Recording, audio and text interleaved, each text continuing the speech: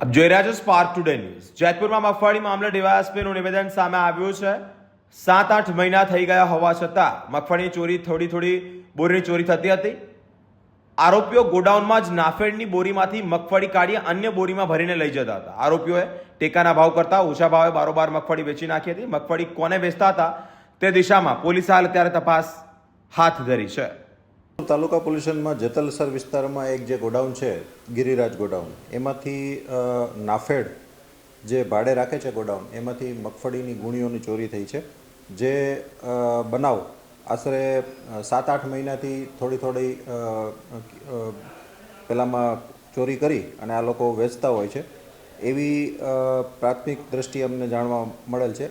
અમિત કુમાર બિશ્નોઈ નામના ફરિયાદીએ કે જે આ નાફેડ દ્વારા જે ગિરિરાજ ગોડાઉન રાખવામાં આવેલ હતું તેના મેનેજર તરીકે હતા અને એમના સુપરવિઝનમાં આવતું હતું, એટલે એમણે અમને ફરિયાદ રજીસ્ટર કરાવેલ છે। એમની બદલી થતાં એમણે જે માલ ગણતા એનો માલ એટલો 1212 ગુણી જેટલો ઓછો નીકળતા એમણે ફરિયાદ આપેલ છે અને પ્રાથમિક દ્રષ્ટિએ ચોરીની જે શંકા જતા ત્યાં જ મિહિર વેકરિયા, બિપિન મકવાણા, એ બંને મિહિર વેકરિયા છે એ ત્યાં જ સિક્યુરિટીનું કામ કરતો હતો અને બિપિન કરીને છે છોકરો, એ બાજુના ગોડાઉનમાં એક પેલામાં સિક્યુરિટી તરીકે કામ કરતો હતો।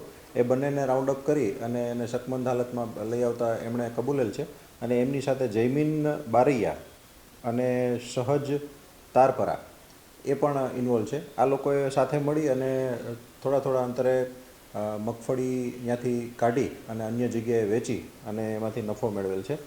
આ આખા પેલા છે એનો ઘટસ્ફોટ થતાં આ તમામ ચારેય આરોપીઓ પાસેથી આટલી હકીકતો અત્યારે પ્રાથમિક ઇન્ટ્રોગેશન ચાલુ છે, એટલે એના ઉપરથી અમે કહી શકીએ કે આ 1212 ગુણી કે જેની 31 લાખ જેવી કિંમત છે તે આ 4 આરોપીઓ દ્વારા લઈ લેવામાં આવેલ છે। મગફળીની બોરીઓ છે કયા વાહનમાં ભરી કઈ જગ્યાએ લઈ જતા હતા અને ત્યાંથી આ લોકો બોરી બદલાવીને વેચતા હતા કે નાફેડની જ બોરી સીધી વેચતા હતા, કઈ જગ્યાએ ખાસ વેચતા હતા? હા, આરોપીઓ અત્યારે હાલ રાઉન્ડ અપ કરવામાં આવેલ છે, તેની પ્રાથમિક જે પૂછપરછ થઈ શકી છે। પ્રાથમિક પૂછપરછમાં એ લોકો એવું જણાવે છે કે આમાં જે પણ ગોડાઉનની અંદર એ લોકો ત્યાંથી નાફેડના જે સિક્કો મારેલી જે ગુણી હોય છે એને ત્યાંથી જ બદલાવી નાખતા હતા અને બીજી ગુણીમાં એ લોકો હેરફેર કરી વાહનનું હજી તપાસાઈ રહ્યું છે, કેમાં લઈ જતા હતા, ક્યાં લઈ જતા હતા, કોને વેચેલી છે, એ બધું હજી તપાસાઈ રહ્યું છે। એટલે એમાં જે ટેકાના ભાવે જે એમને ખરીદી કરેલ હોય અને એ લોકોએ પોતાનો લાભ મેળવવા માટે ઓછા ભાવે અન્યને આપી અને એ લોકોએ તો બરાબર નફો મેળવેલ છે, એટલે એમણે જે એનો કોથળો કે જે બેગ કહેવાય એ બેગની પેલી બદલાવી નાખેલ છે।